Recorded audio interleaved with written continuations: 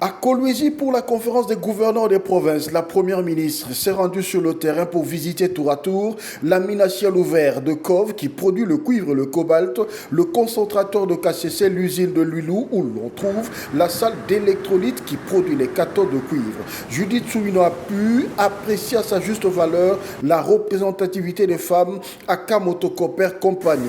Elle va échanger avec le comité de cette société minière avant la délégation syndicale. Judith Soumino appréciera la rentabilité de KCC.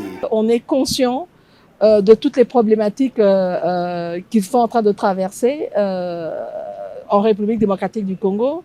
Nous, en tant que gouvernement et sous le leadership du chef de l'État, qui parle constamment d'amélioration du climat des affaires, on connaît la part qu'on a à faire aussi de responsabilité qu'on a dans l'amélioration du climat des affaires, parce que cela va permettre d'attirer plus d'investisseurs en République démocratique du Congo.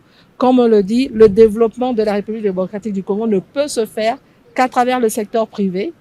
Et si on travaille notamment avec des industries telles que les mines, ça va permettre de générer des ressources, ça va permettre d'améliorer les infrastructures, ça va permettre d'améliorer l'énergie. Cette journée a coïncidé avec l'an 1 de son entrée en fonction. Elle s'est réjouie de se retrouver sur le terrain avec quelques membres de son gouvernement. Aujourd'hui, c'est le premier anniversaire du gouvernement souminois, si vous vous rappelez.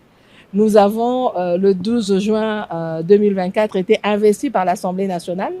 Et donc, pour moi, c'est un moment de joie de pouvoir me retrouver sur le terrain avec les ministres qui m'accompagnent et de voir de visu le travail qu'on fait et comment ce travail peut apporter un plus à la population. Parce que comme on a dit, le développement rien que de la sous-traitance, les bonnes relations qu'il peut y avoir dans l'entreprise ici parce que on a un investisseur qui arrive et que on arrive à avoir des bonnes conditions de travail, c'est quelque chose d'important.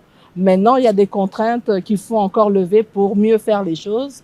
Et on va continuer, en tout cas le gouvernement que je dirige, va continuer à travailler pour cela. Il faut noter que le secteur minier, générateur d'importants revenus en RDC, contribue à un pourcentage élevé au budget de l'État.